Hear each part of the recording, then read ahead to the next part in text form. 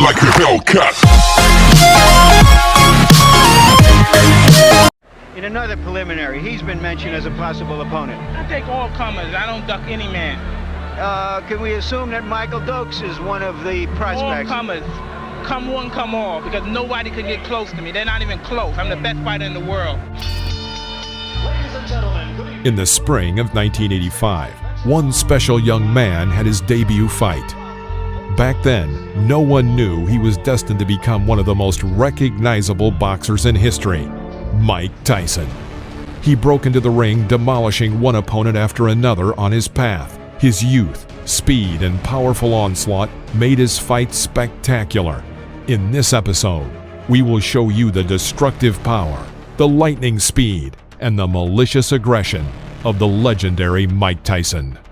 There's never any doubts in my mind because I'm the best in the world. Even though a lot of you don't like to hear it, it's fact. I'm the best. You know what I mean? Sometimes I don't want to believe it myself, but it's the truth. I'm the best.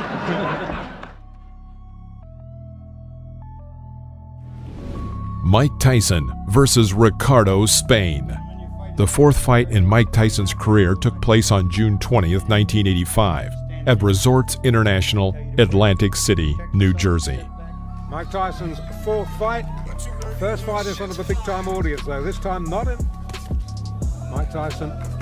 After a series of 12 unanswered strikes by Tyson, Spain tried to mount a comeback with a clinch.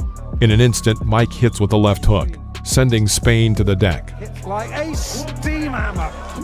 As Ricardo Spain has already found out. Boy, that was quick. Boy, that was fast. Boy, that was found out. Leaning on the ropes, Ricardo rose at the count of 8. As soon as the referee gave the command to continue the fight, both boxers went on the attack. Both missed their targets, but Mike Tyson was faster and immediately landed a left hook to Spain's jaw. Ricardo's knees bent, which saved him from 2 more blows, but the referee stopped the bout. Absolutely destroyed him there. Well, we wondered, didn't we, when we saw the Halpin fight? Mike Tyson versus Michael Johnson, Mike's 8th fight, which took place on September 5th, 1985. The fight, like most of young Tyson's bouts, did not last long, only 39 seconds. There he goes. He's just going to pull. After the first exchange of blows and a powerful left hook to the liver, Johnson was knocked down to the floor of the ring. Because down he goes, the left hook just buried him, dug him in the ribs. I think it was a left and a right.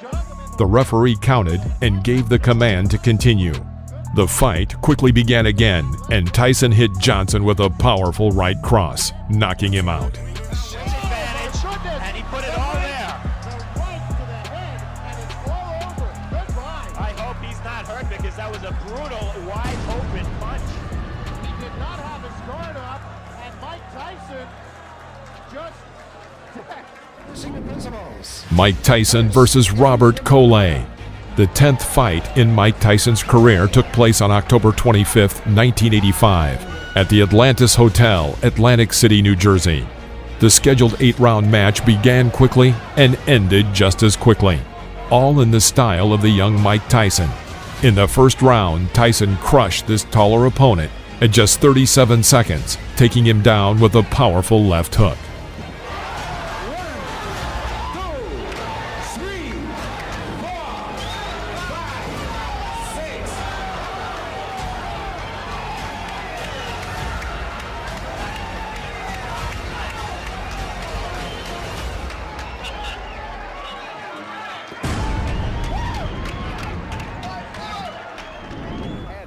Mike Tyson versus Eddie Richardson. The 12th fight in the career of Mike Tyson took place on November 13th, 1985 in Houston, Texas.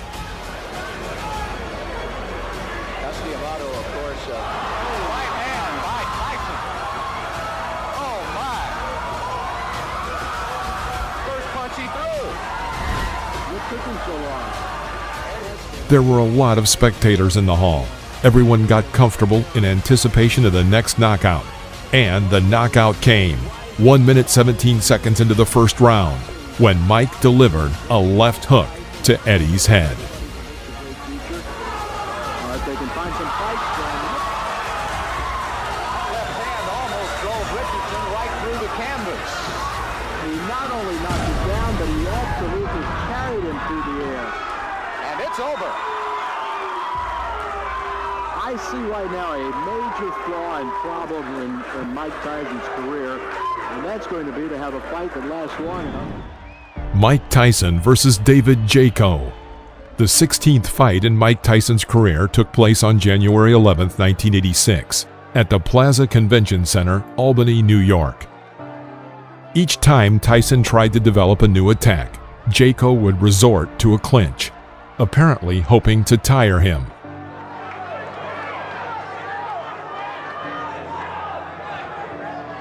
After one of these combinations, a strike landed on David's head, and he found himself knocked down into the corner of the ring.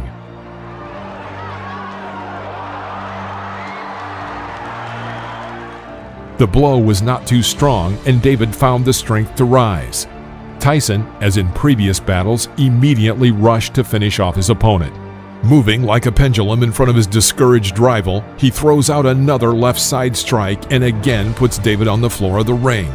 Tyson himself, probably tired of hitting so much, seemed to slow down the fight, now aiming for a single hit to end the match. Having missed a monstrous left hook, he immediately strikes with a right cross to Jaco's head. David is back on the floor. The referee had no choice but to stop the fight due to the 3 knockdown rule. Mike Tyson versus William Hosea. After 2 10-round battles against James Tillis and Mitch Green, Tyson denied any skepticism that he lacked stamina. True, it's worth noting that Hosea was just scared and quickly got knocked out, but this does not detract from the effectiveness of Tyson's punches. He's just going to follow suit.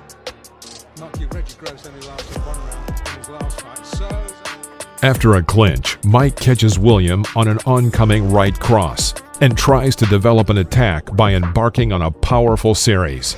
Most of the blows glanced, but from the sheer number and the heavy pace, Hosea falls to the floor of the ring. the crowd, as you would expect for the local boy, He clearly was not eager to continue the fight and deliberately did not rise before the count of 10. The referee stopped the fight. well, I thought he did. Hosea. Mike Tyson versus Lorenzo Boyd. The fight took place on July 11, 1986 in Swan Lake, New York. This fight was one of a series of fights that Tyson held in the summer of 1986, already on the outskirts of a battle for the championship title. Boyd, a normal, average boxer, could not mount a serious resistance and as a result was knocked out in the 2nd round. Entering close range, Boyd tries to break through Tyson's defense, but to no avail. Mike himself, having waited a moment, inflicted a powerful right uppercut, but the overshot missed. Tyson calmly walks up to him again and hits him with his crown right hook into Boyd's core, and then followed with a right uppercut. Lorenzo falls to the ring floor. The count is 5. The count is 6. The count is 8. He will not get up. It's over. Sam, show me what heavyweight throws punches that quick. Those were 2 right hands, 1 to the body, and you snap your fingers. It was turned into, I believe it was a right. Mike Tyson versus Marvis Frazier. In July 1986, Mike met with Marvis Frazier, the son of the famous heavyweight champion Joe Frazier. The son of the great Joe was far from being as strong as his father, who was his coach and manager. What Joe was counting on by matching Marvis against Tyson is not entirely clear. But when watching the battle, it seems that the young Frazier was hit by a truck. At the beginning of the 1st round, Mike cornered the opponent and hit him with a right uppercut. Frazier was shocked. Tyson immediately carried out a series of strong blows.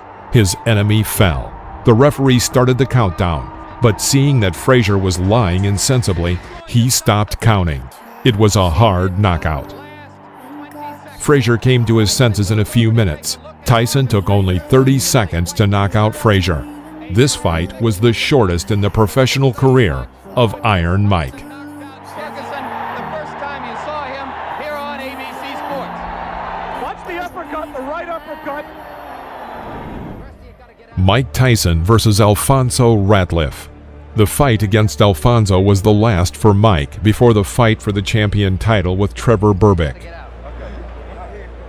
Tyson quickly figured out his rival, demonstrating the brilliant technique that distinguished him in his early years in the professional ring. After waiting a moment, Mike dodges to the left and throws a powerful left hook into Ratliff's jaw. Alfonso falls onto the ring floor. And there was a left hand, and Ratliff will sit it out. Climbing to his knee, he waits until the referee counts to 9 and gets up. Mike Tyson rushes to finish and shoots a series of 8 hits. Ratliff finds some relief in a clinch. After the referee breaks the clinch, Tyson begins beating Ratliff near the ropes. Can the man finish? And Tyson has left little doubt about that so far. Right hand, that should be just about it. Davey Pearl looking very closely. And that's all. It's over.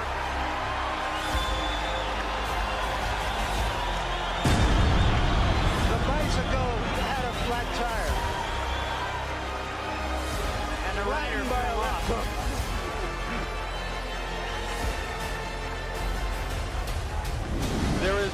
Mike Tyson versus Pinklin Thomas.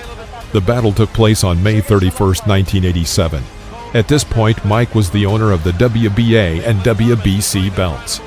Thomas approached this match with a good track record of a series of 3 victories in a row and was considered a serious test for the 20-year-old Tyson. And at the beginning of the match, it seemed so. Thomas managed to cope with the pressure of Iron Mike for 5 rounds. However, in the 6th 3-minute period, Tyson carried out a series of powerful uppercuts and hooks from both hands, some of which landed right on his opponent's jaw. Thomas stumbled, and then after another left hook, crumpled him to the canvas. Thomas really nailed. Big left hook, big right hand. Down it goes, Pinklin Thomas. Out of 11. He did not have time to get up before the end of the count, and the referee stopped the match. It's worth saying that before this fight with Mike Tyson, Thomas had never been knocked down. Did not stop a championship fight. I think he counted him out. I'm not sure if that's going to be scored as a TKO or a knockout. I think he may have counted him out. We'll have to wait and get him. Mike Tyson versus Tony Tubbs. The battle took place in the spring of March 1988. In this fight, Mike defended his title of absolute world champion in the heavyweight category.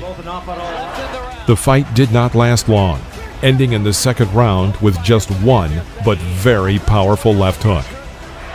Tubbs is hurt. Tubbs is hurt badly. It was a left. After such a devastating blow, Tubbs could not even rise when the judge counted to 10. Jumped in the ring. The fight is over. With stunning swiftness. Mike Tyson versus Frank Bruno. The time of this fight just coincided with a difficult period in the personal life and career of Iron Mike. As for personal difficulties, he was in the process of divorcing his wife, and in his career, litigation with promoters.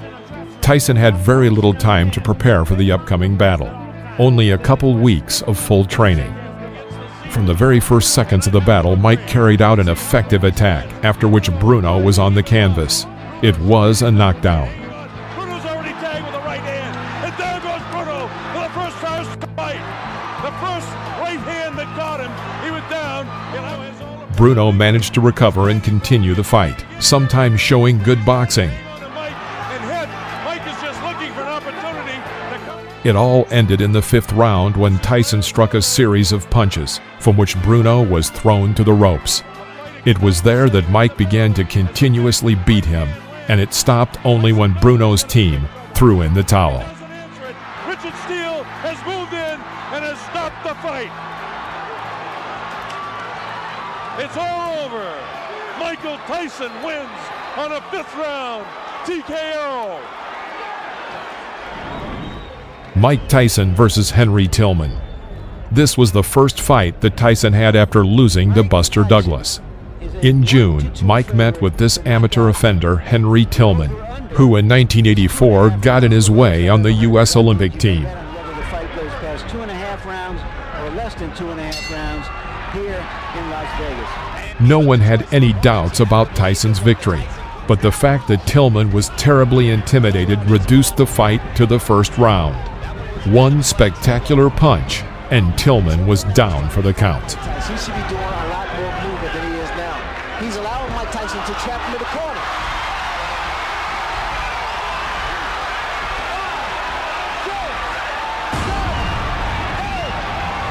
That'll be enough. Mike Tyson versus Donovan Ruddock. This was a very interesting and revealing battle. Ruddock was a hefty Canadian who, of course, was afraid of Tyson, but not to the point that he would immediately fall, like Henry Tillman or Alex Stewart. Most likely, Ruddock was a hidden left-handed person, that is, a left-handed person standing in an ordinary left-handed stance. In general, a good but very limited boxer. All his technique came down to getting to his signature hit with the left, something between a hook and an uppercut, but he certainly had a powerful blow. The fight proceeded in a bitter struggle, with some advantage on Tyson's side.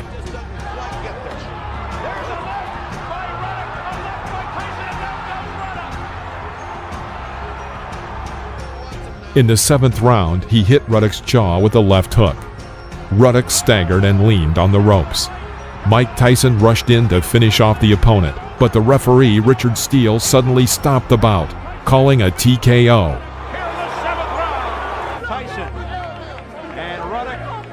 The decision was very controversial. After the battle stopped in the ring, a brawl began.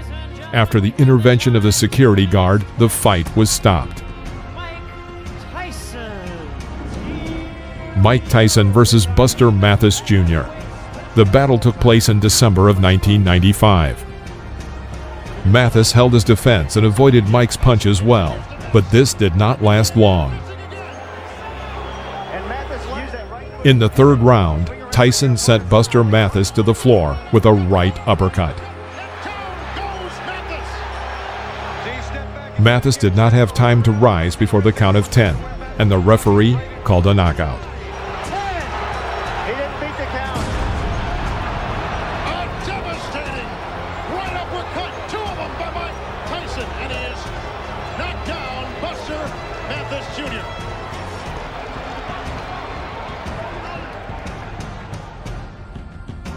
This is the world of boxing.